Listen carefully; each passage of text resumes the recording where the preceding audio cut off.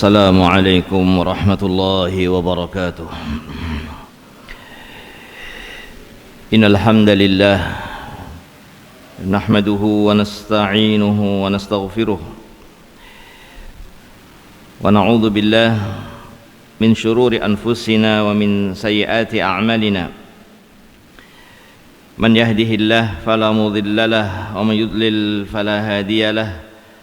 وأشهد أن لا إله إلا الله وحده لا شريك له وأشهد أن محمدا عبده ورسوله صلى الله عليه وعلى آله وأصحابه ومن تبعهم بإحسان إلى يوم الدين وسلم تسليما كثيرا.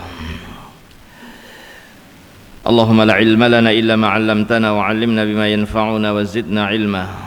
اللهم إنا نسألك علما نافعا ورزقا طيبا وعملا متقبلا. اللهم اجعل ما نتعلمه حجة لنا لا علينا. أما بعد، فمعاشر المسلمين والمسلمات rahimani wa rahimakumullah, alhamdulillah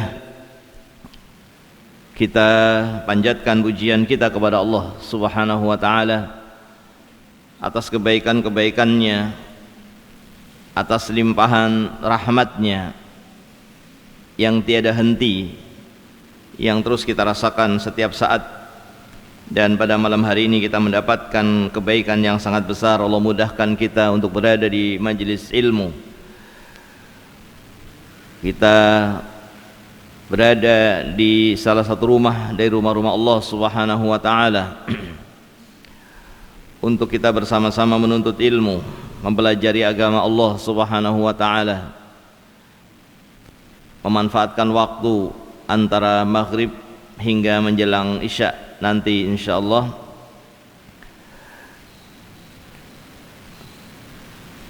Dengan kita niatkan menuntut ilmu dan kita niatkan untuk menunggu waktu salat, yaitu salat isya, agar kita mendapatkan kebaikan yang sangat banyak.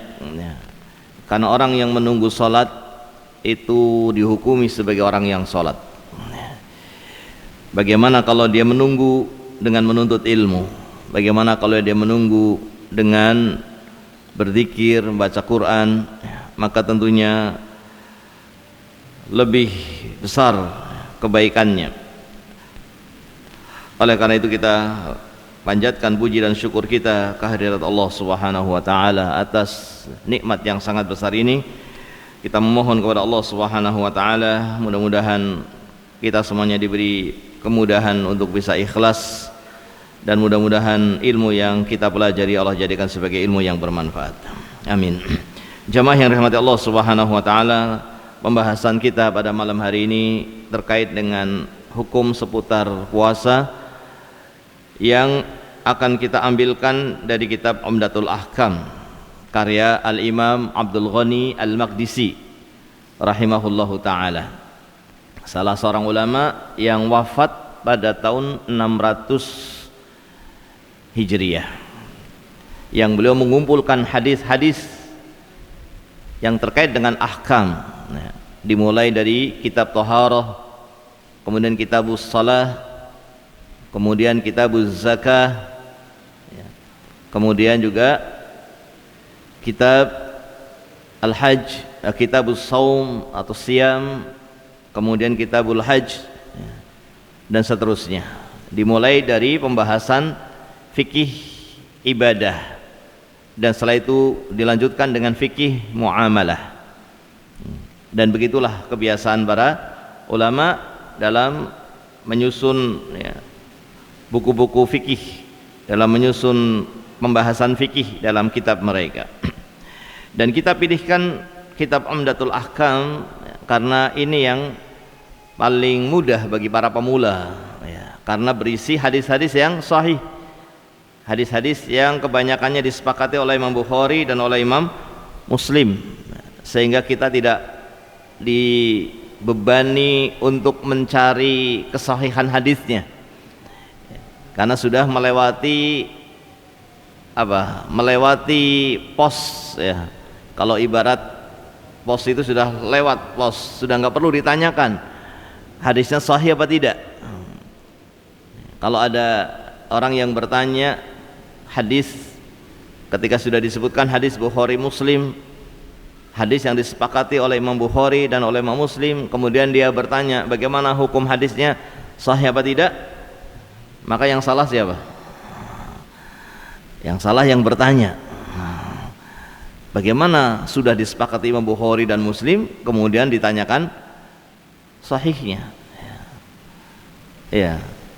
Yang paling sahih setelah Al-Qur'an ya Bukhari Muslim, sehingga tidak perlu ditanyakan tentang kesahihannya. Sehingga kita pilihkan kitab ini ya. Hanya saja mungkin kekurangannya hadis-hadisnya tidak lengkap, pembahasannya tidak lengkap karena memang tidak semua hadis yang sahih itu disyaratkan diriwayatkan Bukhari Muslim. Sementara yang kita baca di sini hanya Bukhari Muslim, sehingga ada hadis-hadis yang sahih yang lainnya yang tidak disebutkan dalam kitab ini karena bukan dari Bukhari Muslim. Ya, jamaah rahmat Allah Subhanahu wa taala, langsung saja kita mulai dari hadis yang pertama dari kitab Siyam. Sebelumnya tentang Siyam, apa itu Siyam? Siyam secara bahasa atau puasa secara bahasa adalah menahan diri. Menahan diri dari apa saja? Dari bicara, dari makan, dari berjalan. Itu dalam bahasa Arab namanya Siyam, ya, namanya puasa. Adapun secara syariat maka dia lebih khusus daripada makna secara bahasa, dan begitulah kebanyakannya. Makna secara syariat itu lebih khusus daripada makna secara bahasa. Makna bahasa lebih umum. Sehingga yang dimaksud dengan puasa di sini menahan diri secara khusus, ya. Menahan diri tapi secara khusus, ya. Pada waktu-waktu yang khusus, dengan waktu yang khusus, ya. Dan juga ya, dilakukan oleh orang-orang yang memang diwajibkan untuk melakukannya. Sehingga para ulama kemudian mendefinisikan puasa diantaranya dengan definisi al-imsak, ya. Biniyatit taqarrub bitarki ma harramahu Allah wa karahahu lis-sha'i minal muftirat. Puasa adalah menahan diri dengan niat, karena ini ibadah, harus ada niat, ya. Kalau tidak ada niat, misalnya ada orang tidak makan, tidak minum tanpa niat berpuasa, maka tidak akan dikatakan puasa secara syariat, ya. Sehingga di sini dengan niat, menahan diri dengan niat untuk beribadah kepada Allah, untuk taqarrub, mendekatkan diri kepada Allah dari muftirat, dari hal-hal yang membatalkan, ya, dari hal-hal yang membatalkan, ya. Min tulu'il fajr ila ghurubis syams, dari terbitnya fajar hingga tenggelamnya matahari. Nah, kalau ada orang misalnya tidak makan, tidak minum dari sejak terbit fajar sampai tenggelam matahari, tapi ketika kita tanya, kenapa kamu tidak makan seharian? Karena nggak punya makanan, karena nggak punya uang. Apakah dikatakan orang itu puasa? Tidak, karena dia tidak ada niat untuk beribadah dengan tidak makan dan minumnya tadi, maka tidak dinilai sebagai orang yang berpuasa. Harus ada niat untuk beribadah kepada Allah Subhanahu wa ta'ala.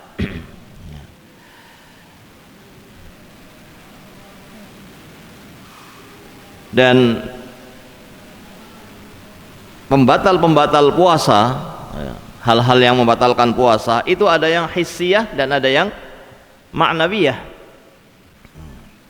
Yang hissiyah contohnya apa? Yang hissiyah contoh dari pembatal puasa, apa yang harus kita tahan supaya kita dikatakan sebagai orang yang berpuasa, yang tidak boleh kita lakukan saat kita puasa?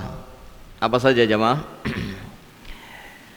Ini karena pembahasan yang sudah biasa, saya kira. Jadi kita murojaah ya, mengulang pembahasan yang sudah pernah kita pelajari berkali-kali, sehingga mungkin ya, kita akan sambil bertanya jawab gitu. Kira-kira apa saja pembatal puasa? Apa kira-kira? Ada yang boleh menyebutkan? Makan, minum, terus makan, minum, terus sudah. Berhubungan suami istri di siang hari. Apa lagi? Apa? Hah? Oh iya, itu sudah. Hah? Kalau infus bagaimana infus? Hah? Ya, atau yang dihukumi makan atau dihukumi minum, yang fungsinya itu seperti makan dan minum, sehingga meskipun dia tidak makan dan minum tapi dia kuat, meskipun dimasukkannya tidak lewat mulut. Kalau infus lewat mana? Tidak lewat apa? Mulut. Tapi dia fungsinya seperti makan dan minum. Atau yang bukan makan, bukan minum, tidak dihukumi makan, tidak dihukumi minum, tapi lewat tempat makan, lewat jalur makan, lewat jalur minum. Padahal bukan makan dan bukan minum, dia fungsinya sebagai obat pusing misalnya. Tapi lewat mana? Lewat mulut. Lewat jalur makan apa tidak itu? Lewat jalur makan. Maka dia juga pembatal, meskipun bukan makanan atau bukan minuman, tapi dia dimasukkan lewat jalur makan, lewat jalur minum, meskipun bukan makanan, batal puasanya. Jadi yang membatalkan puasa makan, minum, atau yang memiliki hukum makan dan hukum minum meskipun tidak melalui jalur makan dan tidak melalui jalur minum, dan yang bukan berfungsi sebagai makanan tapi masuknya lewat jalur makan dan jalur minum. Bisa dipahami apa tidak ini? Ya, nanti kalau tidak jelas kita diskusikan.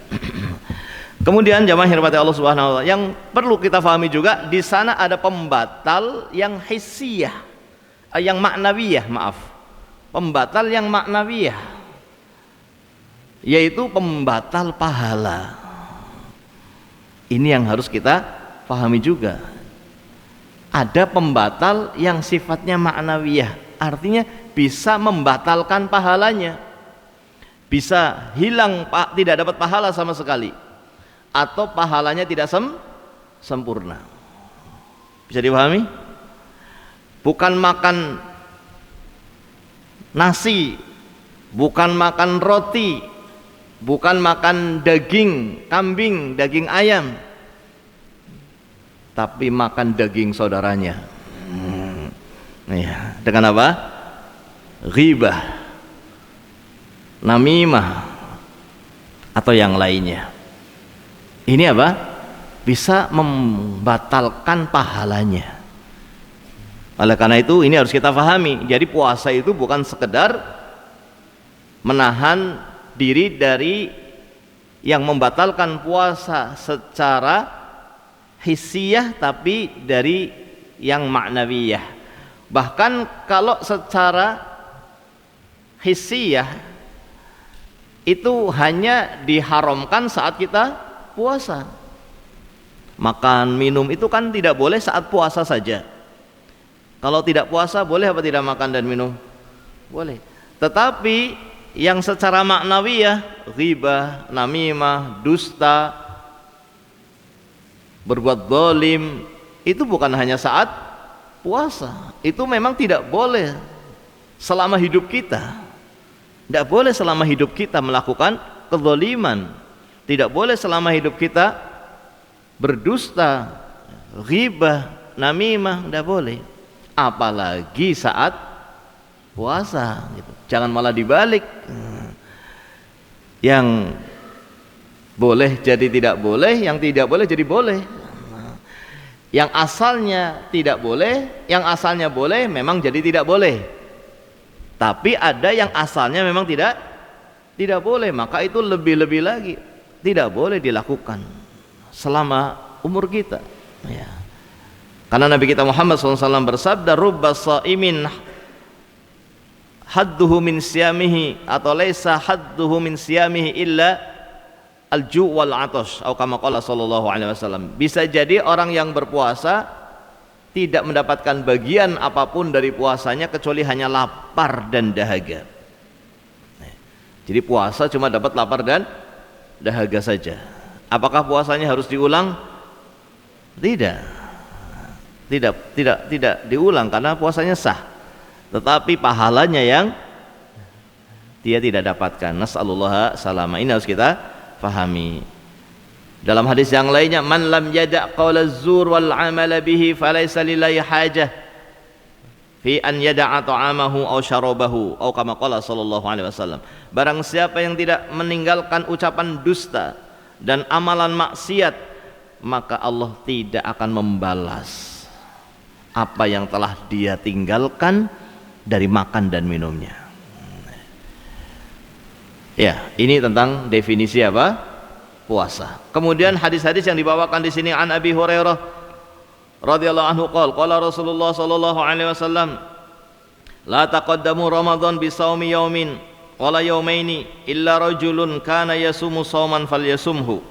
Janganlah kalian mendahului puasa Ramadan dengan berpuasa 1 hari atau 2 hari sebelumnya, kecuali seseorang yang memang dia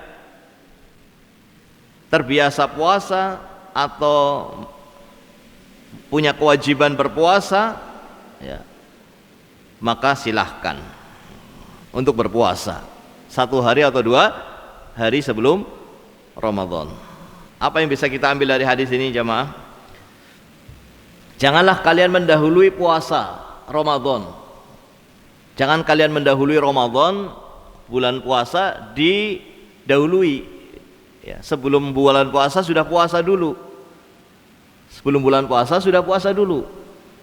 1 hari atau 2 hari sebelumnya. Nah, itu tidak boleh. Kecuali orang yang biasa apa? Puasa. Berarti bukan karena Ramadan. Tapi dia memang biasa puasa. Puasa Senin, puasa Kamis, mungkin puasa Sya'ban. Memang dia biasa puasa. Ya. Atau dia wajib puasa karena punya hutang, maka tidak mengapa. Terus yang tidak boleh yang mana ini? Yang tidak boleh? Oh, nggak ada yang jawab. Yang tidak boleh yang mana? Yang tidak boleh itu kalau puasanya karena Ramadan. Oh, ini hampir Ramadan, jangan-jangan sudah Ramadan ini. Jangan-jangan ini sudah Ramadan. Hati-hatilah puasa 1 hari sebelumnya. Hati-hatilah puasa 2 hari sebelumnya. Ini tidak diperbolehkan.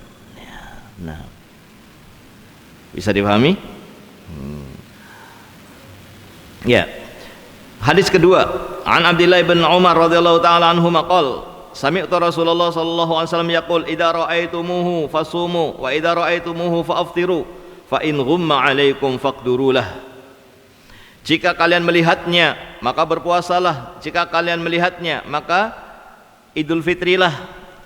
Jika terhalangi dari melihatnya karena ada awan atau yang semisalnya, maka takdirkanlah. Maksudnya apa ini jemaah? Jika melihat, puasalah. Maksudnya melihat apa? Melihat hilal. Padahal di sini nggak disebut hilal. Tidak disebut hilal. Tapi kenapa kita katakan hilal? Ya karena tidak ada yang lainnya kecuali itu. Meskipun tidak disebut tapi sudah difahami. Jika kalian melihat maka berpuasalah. Maksudnya hilal Ramadan, kelihatan hilal Ramadan. Dilihatnya pada malam 30. Hari ke-29 masuk ke malam 30. Lihat. Kelihatan apa tidak hilalnya? Terlihat apa tidak? Kalau terlihat puasa. Begitu pula hilal Syawal ketika tanggal 29 masuk ke malam 30, lihat hilal Ramadan, lihat Syawal. Kelihatan apa tidak hilal Syawalnya? Kalau terlihat maka berarti besok sudah Syawal. Berarti bulan Ramadannya 29 hari. Berarti bulan Sya'bannya juga 29 hari. Bagaimana kalau tidak terlihat? Kalau terlihat bagaimana? Takdirkan bulan Sya'ban, takdirkan bulan Syawal, bulan Ramadan. Maksudnya apa? Disebutkan dalam riwayat yang lainnya dari Nabi Muhammad SAW. Berarti Nabi SAW sendiri yang menafsirkannya. Nabi sendiri yang menafsirkannya dalam hadis yang lainnya, ya. Sumu li ru'yatihi wa aftiru li ru'yatihi. Puasalah kalian karena melihat hilal. Idul fitrilah kalian karena melihat hilal. Jika tidak terlihat maka sempurnakanlah bulan menjadi 30 hari. Karena bulan dalam Islam itu kalau tidak 29 ya 30. Kalau tidak terlihat sempurnakan menjadi 30 hari. Berarti bulan Sya'bannya menjadi 30 hari. Berarti bulan Ramadannya menjadi 30 hari. Ya. Inilah ketentuan Allah Subhanahu wa taala untuk menentukan awal Ramadan atau awal Syawal atau akhir Ramadan. Bagaimana menentukannya? Dengan melihat hilal. Kalau tidak terlihat, dengan apa? Menyempurnakan bulan. Bisa dipahami? Ada cara lainnya? Ada cara lainnya? Enggak ada. Kalau menggunakan cara lainnya, maka kedua cara ini akan dibuang. Kalau ada cara yang lainnya, maka justru apa yang dibawa oleh Nabi kita Muhammad SAW tidak akan dipakai. Maka jangan pakai cara yang lainnya, yang kemudian kita meninggalkan cara yang telah ditetapkan oleh Allah Subhanahu wa taala. Caranya cuma dengan ini. Nah, bagaimana kalau tertutup awan, mendung, atau mungkin kalau di daerah padang pasir itu ada debu yang naik ke atas? Bukankah ada kemungkinan ada tapi nggak terlihat? Bukankah kemungkinan ada tapi nggak terlihat? Bagaimana ini? Ya, ini tanggal 29 masuk ke malam 30 Sya'ban, ya. Ketika mau melihat hilal ternyata ada badai yang membuat debu itu naik ke atas sehingga tidak terlihat. Padahal kemungkinan ada apa tidak? Ada kemungkinan ada, tapi nggak terlihat.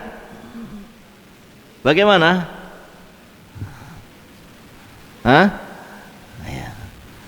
Nabi SAW menyatakan, man soma yawma yushakku fihi faqad asa Abul Qasim.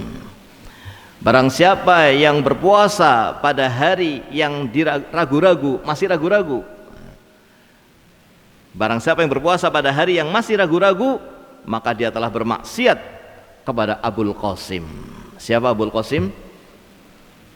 Nabi Muhammad sallallahu alaihi wasallam, karena beliau punya putra yang namanya Al-Qasim dari istrinya Khadijah. Ya. Jadi tidak boleh pula, meskipun pada hari yang meragukan tidak boleh. Ya, di sini nggak boleh pakai hati-hati, tapi pakai kepastian.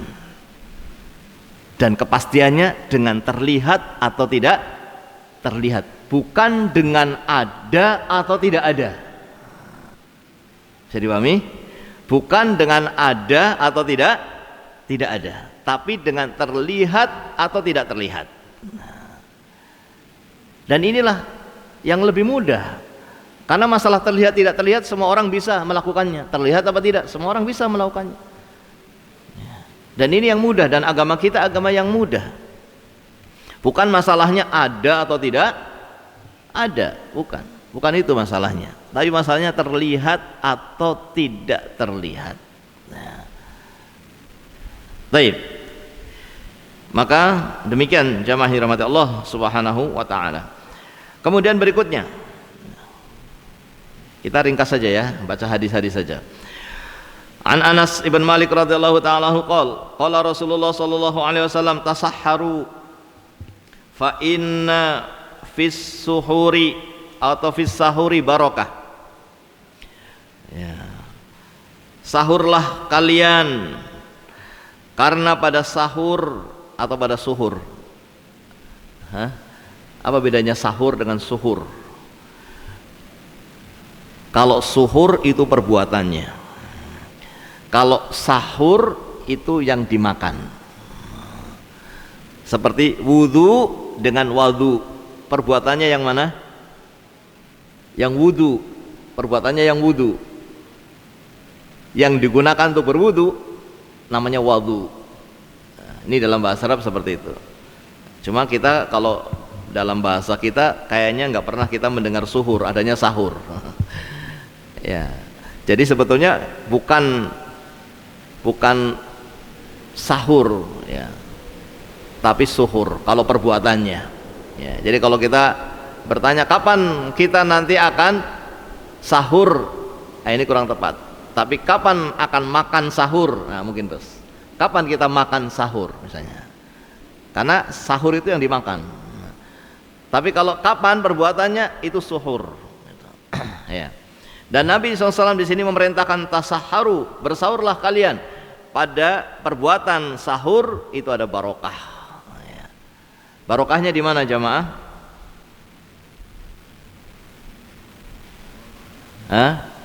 Pertama mengikuti Nabi SAW.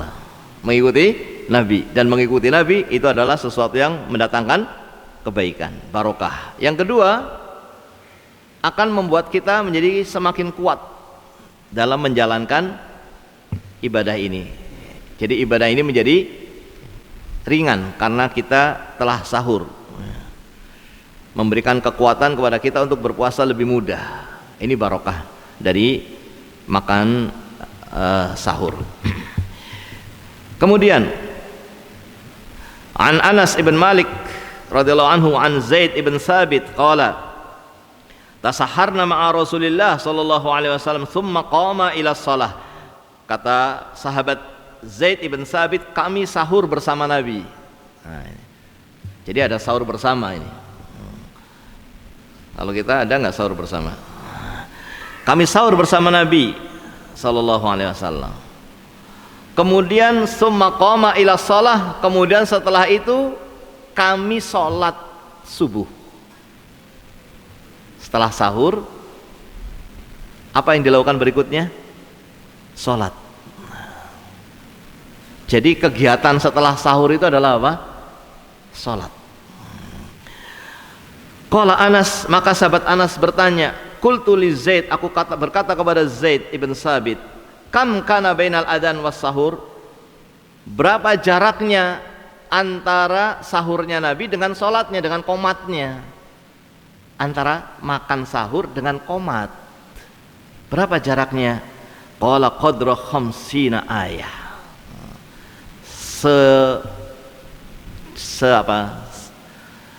Sekitar sekadar 50 ayat. Kurang lebih 50 ayat. Kalau dahulu waktunya begitu, pakai ayat. Karena mereka orang yang rajin baca Al-Quran. Berapa ayat? Mereka terfaham, oh sekitar 50 ayat. Intinya sahur itu di akhir, di waktu sahar. menjelang subuh, bukan di pertengahan malam. Kalau di pertengahan malam, ya bukan sahur, makan malam masih. Ini harus kita pahami ya. Sebagian orang dahulu yang saya alami waktu masih kecil itu, kita sahurnya mungkin jam 1, jam 2 udah sahur itu. Setelah itu kegiatannya apa? Tidur. Setelah itu tidur sampai akhirnya nggak sholat subuh berjamaah. Ya ini yang seperti, karena memang tidak mengikuti Nabi Shallallahu Alaihi Wasallam.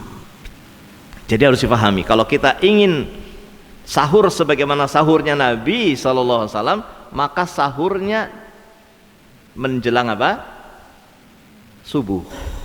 Menjelang subuh. Ya tentunya bukan sampai adzan ya. Oh nunggu sampai adzan baru selesai, tidak. Karena kita juga punya kewajiban sholat subuh berjamaah. Kita harus bersiap-siap juga untuk sholat subuh berjamaah ya. Jangan sampai kemudian sampai ingin mengakhirkan sampai terdengar adzan baru berhenti, habis itu ketinggalan berjamaah. Habis itu ketinggalan berjamaah, tidak ya. Kita juga memperhitungkan, saya akan sampai ke masjid berapa menit untuk tidak ketinggalan sholat berjamaah ya. Ini untuk sahur. Kalau untuk buka bagaimana? Kalau untuk buka malah sebaliknya ya. Segerakan apa? Berbuka ya. Dalam sebuah hadis dikatakan, la yazalun nas bi khair ma'ajjalu al-fitr wa akharu as-suhur.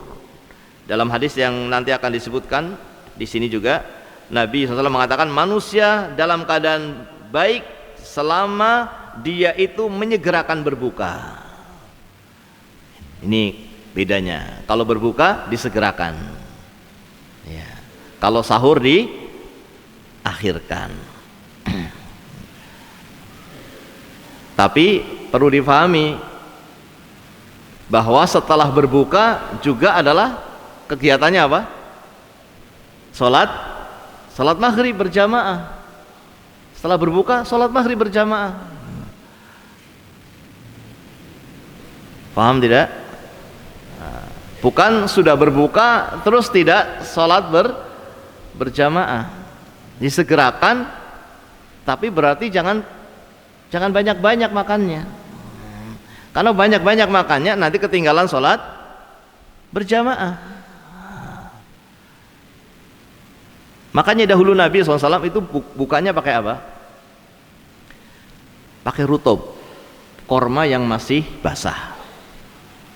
Atau kalau tidak ada, beliau pakai korma yang sudah kering, yang sering ada di tempat kita itu namanya korma yang sudah kering, itu namanya tamer. Kalau yang masih basah namanya rutub. Kalau tidak ada, pakai apa? Pakai air. Itu buka.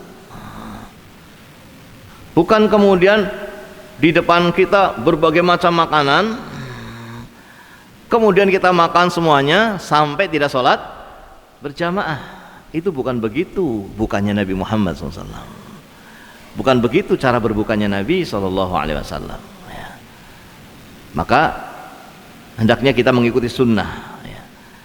Mengikuti sunnah Nabi SAW dalam berbuka, mengikuti sunnah Nabi SAW dalam sahur, ya, dalam makan sahur, sehingga ya, berbuka sekedarnya saja.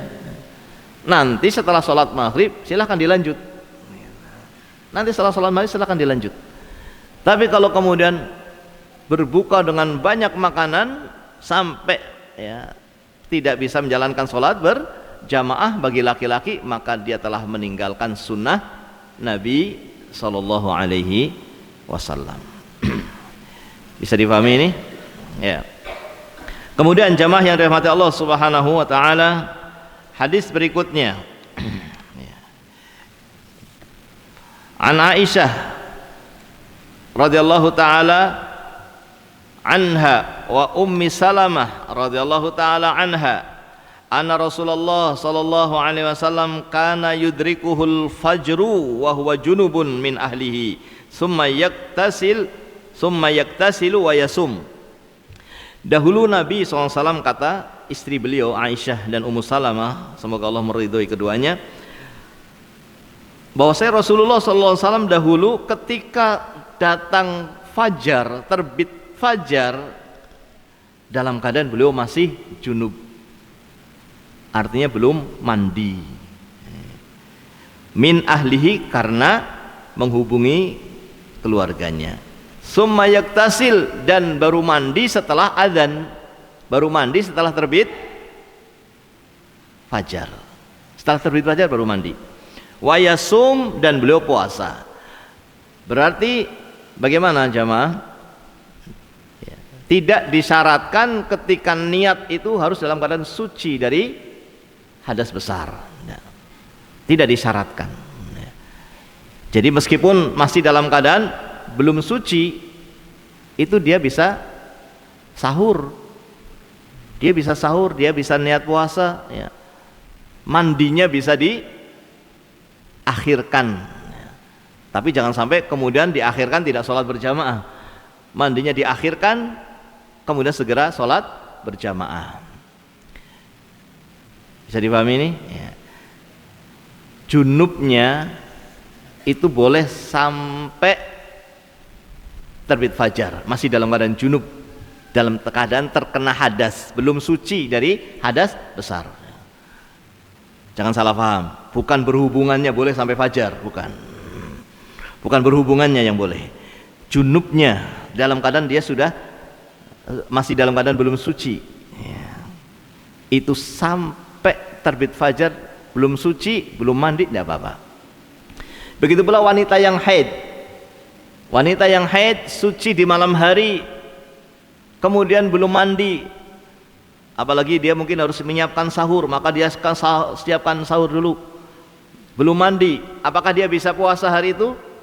Bisa. Mandinya kapan? Setelah terbit fajar, bukan terbit matahari juga ya.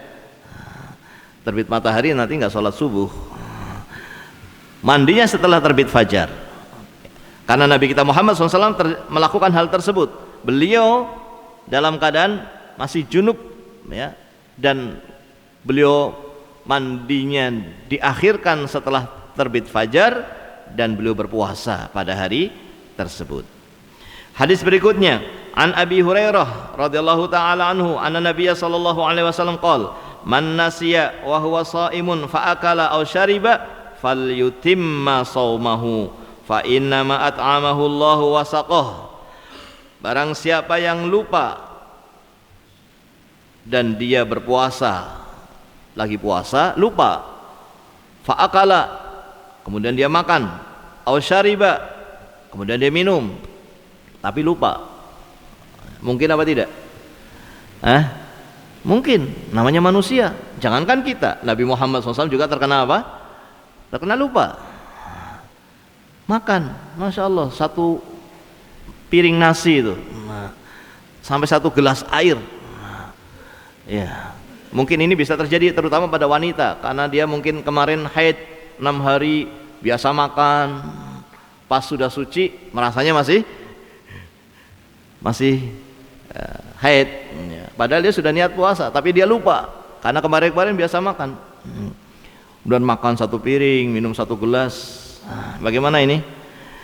Kalau betul-betul lupa, tapi dia harus jujur di sini. Allah yang Maha tahu. Kalau betul-betul lupa, maka falyutimma shaumahu, lanjutkan puasanya, tidak batal puasanya. Tidak batal puasanya. Fa inna ma at'amahu Allah wa saqahu, maka tidaklah yang memberi makan dia dan tidaklah yang memberikan minum dia kecuali Allah Subhanahu wa taala. Tapi yang melihat orang lupa bagaimana? Yang melihat orang lupa apa, membiarkan? Itu lupa kan nggak apa-apa. Nah, kalau kita melihat ya kita mengingatkan, kamu lagi puasa. Jangan kemudian dibiarkan. Ya. Jadi kalau lupa nggak apa-apa. Jangankan puasa, sholat saja kalau lupa itu nggak dosa. Ya, meskipun nanti sujud sahwi. Kalau yang ditinggalkan rukun Ya, dia harus datangkan. Kalau yang ditinggalkan yang wajib dari wajibnya sholat tidak harus didatangkan, tapi dia sujud sahwi. Ya. Jika sholat saja sah dan Nabi terkena lupa dalam sholatnya dan sah sholatnya, maka puasa pun demikian. Kalau lupa berhubungan suami istri bagaimana? Hah? Ya. Kalau keterangan Syekh Abdul Aziz bin Baz yang ada di depan saya ini, beliau mengatakan meskipun berhubungan suami istri sah, tapi murid beliau dan itu guru saya Syekh Abdul Muhsin Al-Abbad hafizahullah taala mengatakan tidak bisa disamakan. Ya, memang kalau betul-betul lupa, ya namanya lupa, mudah-mudahan sah puasanya. Tapi apakah mungkin lupa? Karena kalau makan dan minum kan dari diri sendiri, tapi kalau hubungan itu kan dua orang. Bagaimana dua orang ini bisa lupa? Sehingga Syekh Abdul Muhsin Al-Abbad berpendapat tidak bisa. Kalau untuk hubungan suami istri tidak bisa ini. Ini berlaku untuk makan dan minum saja. Dan itu yang lebih hati-hati, wallahu taala alam bissawab. Kemudian hadis berikutnya, an Nabi Hurairah radhiyallahu anhu qala bainama nahnu julusun 'inda Nabi sallallahu alaihi wasallam id ja'ahu rajulun faqala ya Rasulullah halaktu. Ketika kami sedang duduk-duduk bersama Nabi, tiba-tiba datang seseorang yang mengatakan, ya Rasulullah, celaka saya Rasulullah. Maka Nabi mengatakan, faqala malaka, kenapa? Mengapa kamu mengatakan seperti itu? Ada apa dengan kamu? Qala waqa'tu ala imra'ati fi Ramadan wa ana shaim. Aku mengenai istriku dalam keadaan aku berpuasa. Aku mengenai maksudnya apa? Menghubungi istriku dalam keadaan aku sedang berpuasa di siang hari. Wa fi riwayatin asabtu ahli fi Ramadan. Faqala Rasulullah sallallahu alaihi wasallam, maka Rasulullah sallallahu alaihi wasallam mengatakan kepada orang tersebut, hal tajidu raqabatan tu'tiquha? Apakah kamu punya budak untuk kamu bebaskan atas kesalahan itu? Berarti berhubungan suami istri masalah kecil atau masalah besar? Masalah besar, dosa besar, bukan dosa kecil, karena ada kafarohnya, ada dendanya. Membebaskan apa? Budak.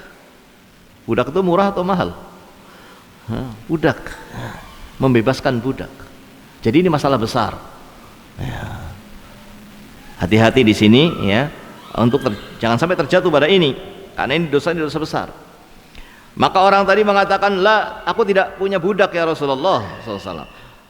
Kemudian Nabi SAW mengatakan, fahal tastati antasuma syahraini mutatabi'ain? Apakah kamu mampu untuk berpuasa 2 bulan berturut-turut? Ini apa namanya?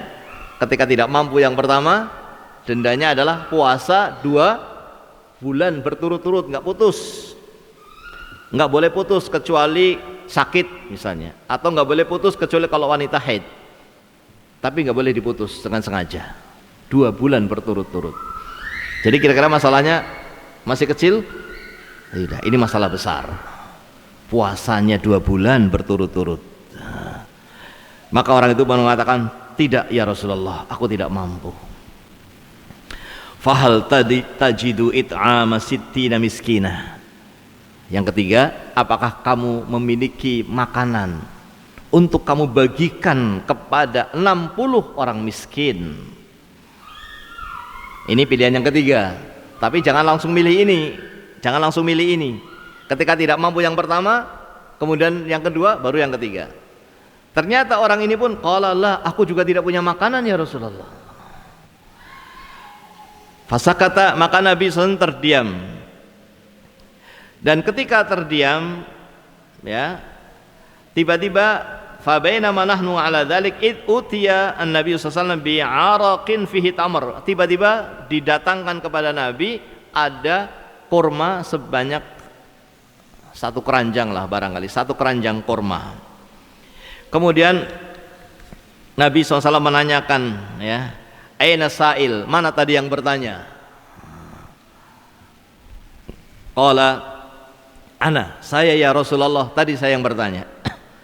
Qala, Nabi mengatakan, khudh hadha, ambil kurma ini, fatasaddaq bihi, kamu sedekahkan korma ini kepada fakir miskin.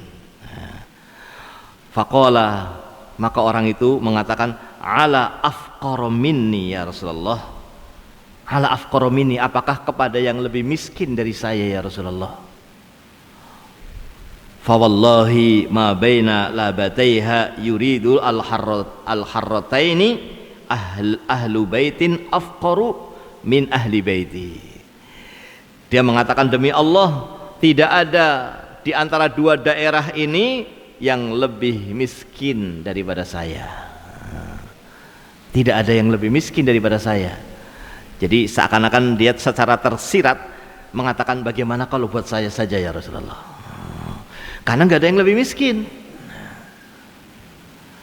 Maka Nabi pun tertawa. Fadhahikan Nabi sallallahu alaihi wasallam hatta badat anyabuhu, sampai terlihat gigi taring beliau. Summa qala, kemudian Nabi dengan rahmatnya, orang yang tidak pernah menolak, orang yang meminta, kemudian Nabi mengatakan, at'im ahlaka, ya sudah, buat kamu, buat keluarga kamu. Paham di sini? Paham tidak? Nabi tertawa kenapa? Kenapa Nabi tertawa? Dia datang dalam keadaan bagaimana? Cemas apa tidak? Datang dalam keadaan cemas, tapi setelah ada makanan dia malah berharap. Setelah ada makanan dia malah berharap, mudah-mudahan bisa buat saya saja. Ternyata memang Nabi dengan kasih sayangnya mengizinkan, kalau begitu buat kamu saja. Maka Nabi tertawa. Bagaimana orang berubah keadaan, yang tadinya cemas, bagaimana yang harus dilakukan, malah kemudian dia berharap untuk mendapatkan makanan. Ya. Hadis berikutnya,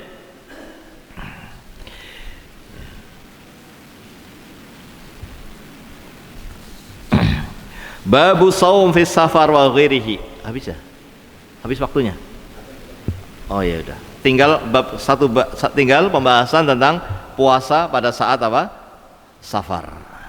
Puasa pada saat safar, tapi sudah masuk waktu Isya ya. Mudah-mudahan apa yang kita sampaikan dari sabda-sabda Nabi sallallahu alaihi wasallam itu bisa menjadi apa? Bisa menjadi acuan buat kita bagaimana puasa yang dilakukan oleh Nabi sallallahu alaihi wasallam, dan untuk hal-hal yang terkait dengan fikihnya atau hal-hal yang terkait dengan yang belum jelas, insyaallah kita akan sampaikan setelah sholat Isya ya. Setelah sholat Isya insyaallah kita lanjutkan sebentar, barangkali kita sempurnakan dan barangkali ada yang perlu didiskusikan. Wallahu taala a'lam bissawab, wa sallallahu wasallam ala nabiyyina Muhammad wa ala alihi wa sahbihi ajma'in. Alhamdulillahirabbil alamin, wassalatu wassalamu ala nabiyyina Muhammadin wa ala alihi wa sahbihi ajma'in. Amma ba'd, mohon izin jamaah semuanya, kita lanjutkan yang masih tersisa dari hadis-hadis Nabi sallallahu alaihi wasallam yang belum kita baca dari kitab Umdatul Ahkam karya Al-Imam Abdul Ghani Al-Maqdisi rahimahullahu ta'ala. Dan sampai pada bab tentang asyam fis safar, bab tentang bagaimana hukumnya puasa ketika sedang dalam keadaan safar. Ya. Disebutkan di sini cukup banyak ya hadis Nabi sallallahu alaihi wasallam terkait dengan masalah ini. Yang pertama disebutkan hadis atau yang pertama perlu kita fahami ya, bahwa orang yang musafir, sepakat para ulama bahwa mereka mendapatkan keringanan. Orang yang musafir mendapatkan keringanan ya. Sehingga tidak ada khilaf di antara para ulama bahwa orang yang safar boleh tidak puasa, boleh tidak puasa. Tapi kewajibannya tidak gugur, tapi dia menggantinya pada hari yang lainnya. Karena ini disebutkan dalam Al-Quran ya, dengan tegas, wa in kuntum ala safarin ya. Wa in kuntum mardha aw 'ala safarin fa iddatun min ayyamin ukhra. Kalau sakit ataupun kalau safar maka boleh tidak puasa dan menggantinya pada hari yang lainnya. Yang menjadi khilaf adalah mana yang afdol. Mana yang afdol? Ini yang menjadi khilaf. Afdolnya puasa atau tidak. Kita akan baca hadis-hadisnya. Yang pertama, an Aisyah radhiyallahu taala anha, anna Hamzah ibn Amr al-Aslami qala li Nabi sallallahu alaihi wasallam, a'asumu fis safar wa kana katsirus siyam, qala in syi'ta fasum wa in syi'ta fa'aftir. Dari Hamzah ibn Amr al-Aslami, ya, beliau berkata kepada Nabi, ya, sallallahu alaihi wasallam, apakah saya boleh berpuasa ketika saya safar? Dan beliau adalah orang atau sahabat yang memang banyak berpuasa. Beliau memang sahabat yang selalu, ya, sering melakukan puasa sunnah. Maka Nabi SAW menjawab, in syi'ta fasum wa in syi'ta fa'aftir. Kalau kamu mau puasa silahkan, kalau mau puasa silahkan, kalau mau tidak puasa juga silahkan. Berarti apa? Boleh tidak puasa tanpa ada khilaf. An Anas bin Malik radhiyallahu anhu, dari sahabat Anas bin Malik radhiyallahu anhu, beliau berkata, kunna nusafir ma'a Rasulillah sallallahu alaihi wasallam. Kami dalam perjalanan safar bersama Nabi. Berjalan safar bersama Nabi. Kemudian beliau mengatakan, falam ya'ibis shaim 'alal muftir walal muftir 'alal shaim. Maka yang berpuasa di antara kami tidak menyalahkan yang tidak puasa. Yang berpuasa tidak menyalahkan yang berpuasa. Yang berpuasa juga tidak menyalahkan. Yang berpuasa tidak menyalahkan yang tidak berpuasa. Yang tidak berpuasa juga tidak menyalahkan yang berpuasa. Jadi ada yang puasa, ada yang tidak, dan tidak saling menyalahkan. Kemudian berikutnya hadis Abi Darda radhiyallahu anhu qala kharajna ma'a Rasulillah sallallahu alaihi wasallam fi syahri Ramadan fi harrin syadid.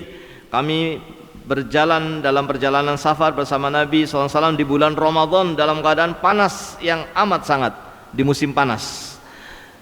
Yang di sini enggak ada musim panas. Di sini cuma adanya apa?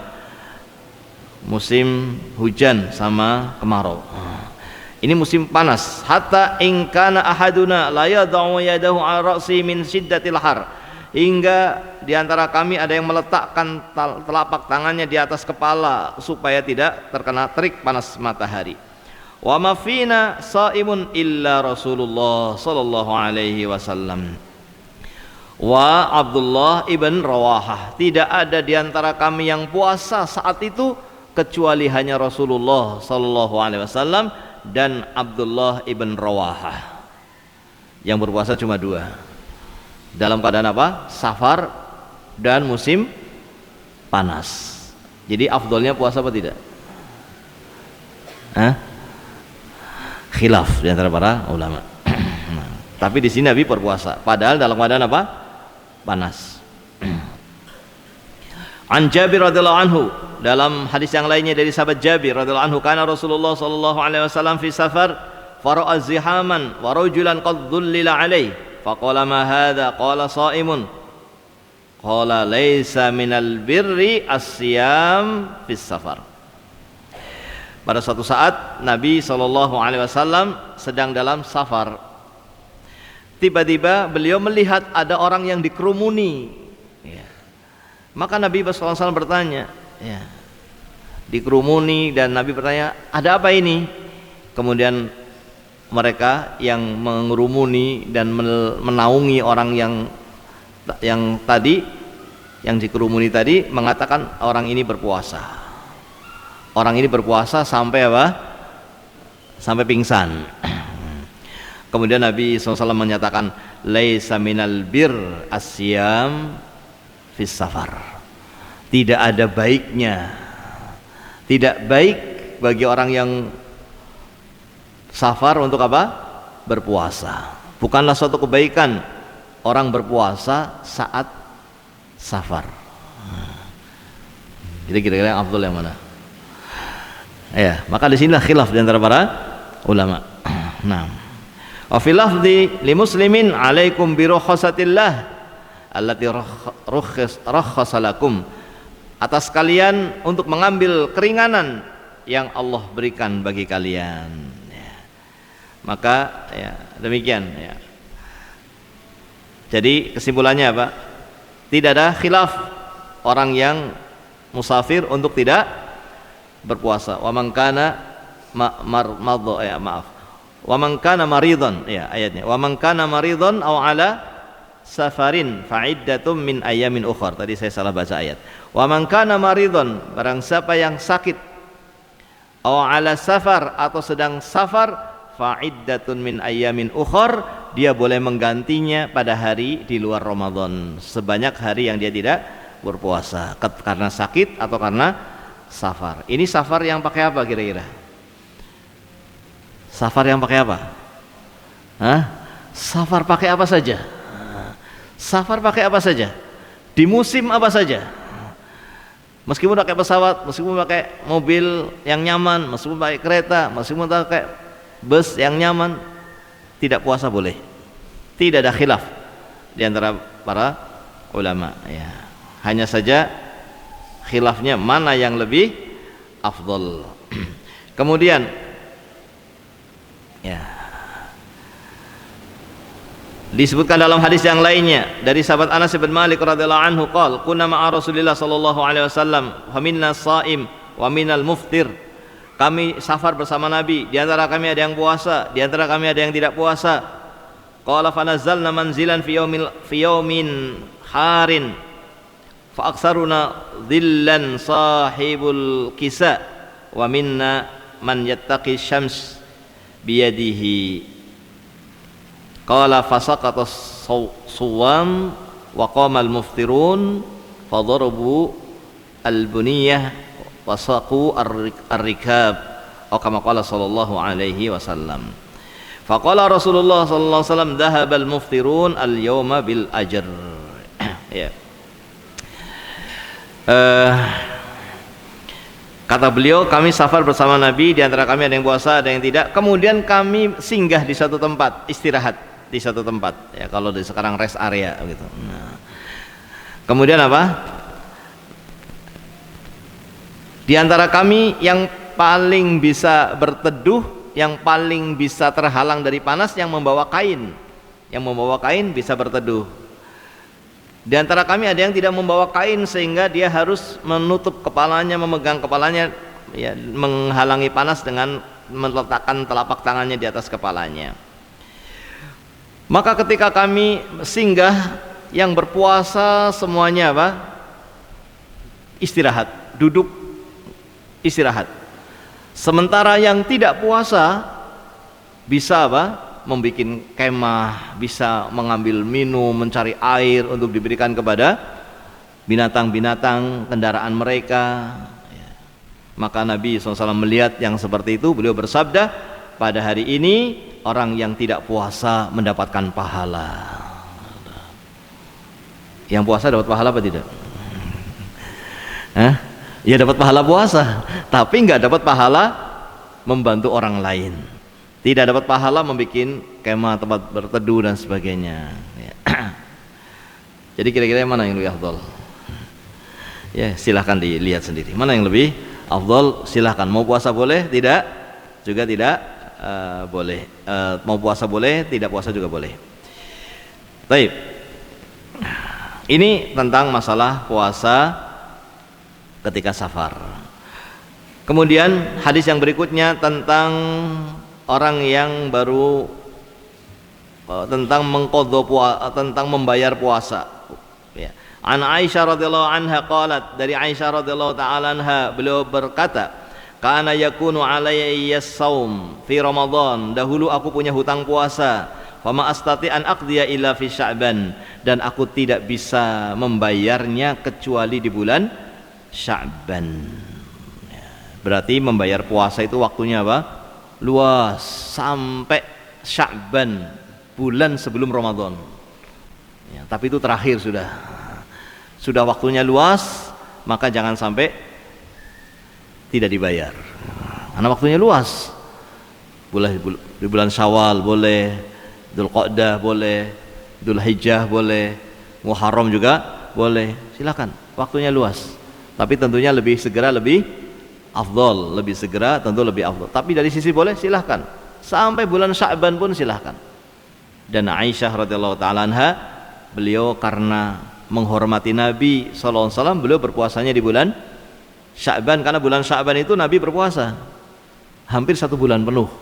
Nabi berpuasa di bulan Sya'ban, maka ini kesempatan Aisyah radhiyallahu taala anha untuk apa? Untuk membayar puasanya. Tapi kalau sampai Ramadan belum bayar bagaimana? Ya dosa. Kalau sengaja tanpa udzur, sengaja sudah sampai Ramadan berikutnya belum bayar, dosa. Dia bertobat kepada Allah Subhanahu wa taala. Kecuali kalau ada udzur, kecuali kalau ada sakit atau udzur yang lainnya. Kemudian yang terakhir, jamaah rahmat Allah Subhanahu wa taala, an Aisyah radhiyallahu anha anna Rasulullah sallallahu alaihi wasallam qala, Aisyah radhiyallahu taala anha meriwayatkan bahwa Nabi anna Rasulullah sallallahu alaihi wasallam qala, bahwa Nabi sallallahu alaihi wasallam bersabda, man mata wa alaihi saumun shoma anhu waliyuhu. Barang siapa yang meninggal dalam keadaan punya hutang puasa, maka hendaknya kerabatnya membayarkan puasanya. Hendaknya kerabatnya membayarkan puasanya, ya. Meskipun tidak harus, tapi ini tentunya berbuat baik kepada orang yang telah meninggal dunia, asalkan betul-betul punya hutang. Paham yang dimaksud dengan punya hutang? Misalnya ada orang bulan Ramadan sakit, ya. Di awal bulan sehat sampai pertengahan bulan sehat, terus sakit sampai akhir Ramadan, sampai Syawal sakit, sampai datang bulan Dzulqa'dah bukannya sembuh tapi meninggal. Kira-kira punya hutang apa tidak? Punya hutang apa tidak? Tidak punya, karena dia sakit sampai meninggal. Belum ada kesempatan apa? Belum ada kesempatan membayar. Kapan dikatakan punya hutang? Kalau sudah ada kesempatan membayar tapi belum membayar, baru dikatakan punya hutang. Kalau sampai kemudian belum ada kesempatan bayar, dia meninggal, maka tidak dikatakan punya hutang. Tapi kalau sudah ada kesempatan, bulan Dzulqa'dah sembuh, Dzulhijjah sembuh, Muharram sembuh, terus meninggal di bulan Sya'ban, maka punya hutang apa tidak?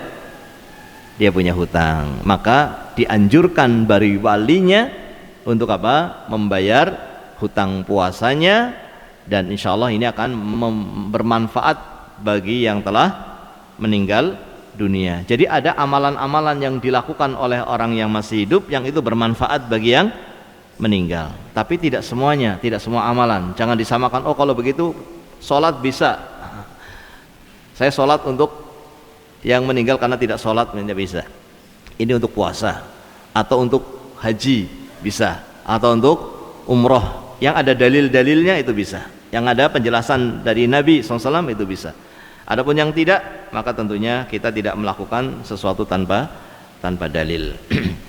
Kemudian mungkin saya perlu tambahkan juga tentang niat puasa, ya. Kalau tadi memulai bulan Ramadan, bagaimana kita memulai puasa untuk esok hari, untuk besok hari, bukan untuk memulai bulan Ramadannya. Kalau tadi memulai bulan Ramadannya, tapi memulai puasa untuk hari besok. Kapan kita niat? Untuk puasa wajib berniat di malam harinya. Untuk puasa wajib Ramadan ataupun puasa nyarutang, bisa dipahami? Ramadan ataupun nyarutang itu harus sudah ada niat di malam hari, karena Nabi SAW bersabda, man lam yubayyitis siyam fala siyama lahu. Barang siapa yang tidak ada niat di malam hari, maka tidak ada puasa baginya, ya.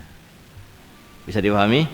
Nah, jadi kalau misalnya malam ini kita lagi nunggu besok Ramadan apa tidak, biasanya nunggu apa tidak? Pengumumannya sini termasuk belakangan atau awal?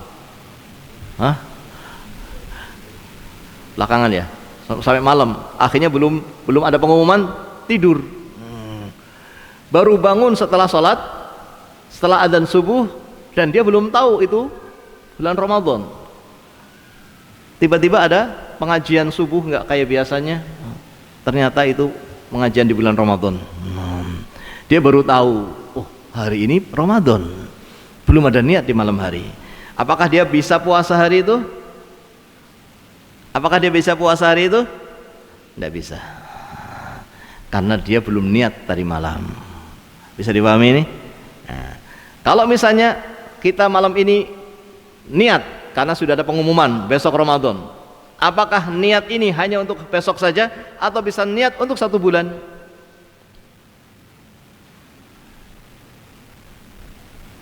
Bagaimana ini? Hah? Apa ada bedanya apa tidak? Niat untuk besok pagi, setiap malam harus ada niat, atau untuk 1 bulan cukup 1 kali niat? Hah? Ada bedanya apa tidak? Ada bedanya. Bedanya bagaimana? Bedanya kalau ada orang terkena kasus sakit misalnya, dia sudah niat, saya besok puasa untuk 1 bulan. Saya mau puasa besok dan hari-hari berikutnya selama 1 bulan. Qadarullah sakit, hari ke-5 sakit, hari ke-6 sakit, hari ke-7 bangun dari sholat subuh sudah seger, sudah hilang sakitnya. Alhamdulillah, hari ini saya sudah sehat, ini saya mau puasa. Bisa apa tidak? Niatnya setelah bangun tidur, setelah adzan. Bisa apa tidak? Bagi yang berpendapat 1 niat untuk 1 bulan, itu bisa. Bagi yang berpendapat setiap malam harus ada niat, maka tidak bisa. Berarti milih yang mana? Iya, kalau para guru kami kebanyakannya memilih bisa untuk 1 bulan. Maka kita niatkan untuk 1 bulan, itu yang lebih mudah dan itu boleh. Wallahu taala a'lam bishawab. Ini barangkali yang bisa kami sampaikan tentang masalah ini, dan ini ada beberapa pertanyaan. Boleh ya? Bisa dilanjutkan ini? Karena biasanya yang capek bukan yang bicara, yang dengar. Ya, yang mendengarkan itu kadang yang capek. Ya. Saya pernah ngisi di LP, lembaga pemasyarakatan itu, kalau mereka sudah capek bilang amin, amin gitu. Itu tanda sudah harus selesai. Ya, nanti pakai amin nggak apa-apa.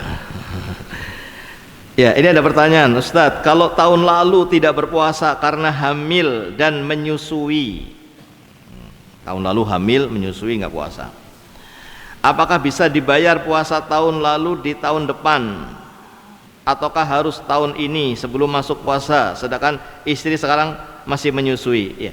Kalau memang ada uzur, maka tidak mengapa. Kalau ada uzur tidak mengapa untuk dibayar kapan mampu, kapan dia mampu. Kalau ada uzur, meskipun melampaui Ramadan berikutnya, kalau ada uzur, ya maka tidak mengapa untuk dibayar puasanya meskipun melewati bulan Ramadan berikutnya. Bagaimana kalau hamil lagi, menyusui lagi? Ya ditunggu sampai mampu. Ditunggu sampai mampu. Nah, kemudian Ustadz Afan izin bertanya, jika harus mengqadha puasa Ramadan, kemudian bertemu puasa Syawal dan puasa sunnah lainnya, sedangkan belum selesai qadha, yang mana lebih dulu dikerjakan? Jazakallah khair. Ini nggak harus dijawab, solusinya puasa qadha dulu, segera dibayar supaya kemudian kita bisa puasa sunnah, ya, segera dibayar, selesai. Atau bagaimana? Ya, kalau memang kemudian belum segera membayar, ya, maka tentunya di sini yang wajib didahulukan daripada yang sunnah, dan mudah-mudahan dapat pahala karena sudah ingin berpuasa sunnah tapi belum bisa karena memang harus membayar puasa qadhanya, harus membayar puasa qadhanya. Dan puasa qadha, membayar hutang, ini juga sama hukumnya. Apa? Niatnya dari malam, tidak bisa niatnya setelah sholat subuh, tidak bisa, kecuali puasa sunnah. Puasa sunnah boleh niat misalnya pulang dari masjid sampai ke rumah nggak ada makanan, hari ini saya mau puasa, nggak apa-apa selama belum makan ya, antara sholat subuh terbit fajar sampai detik itu belum makan, maka dia bisa niat puasa di pagi hari meskipun tidak ada niat di malam hari, sebagaimana yang dilakukan oleh Nabi kita Muhammad sallallahu alaihi wasallam. Dan boleh pula membatalkan puasanya untuk puasa sunnah, untuk puasa sunnah. Tapi untuk puasa membayar hutang tidak boleh. Jangan kemudian lagi membayar puasa tiba-tiba ada WA, ayo kita ke warung sate, akhirnya siap, tidak bisa, tidak boleh dibatalkan tanpa sebab ya. Ini bedanya puasa sunnah dengan puasa wajib. Puasa wajib niatnya dari malam dan tidak boleh dibatalkan, tapi puasa sunnah niatnya boleh di siang hari, di pagi hari ya, dan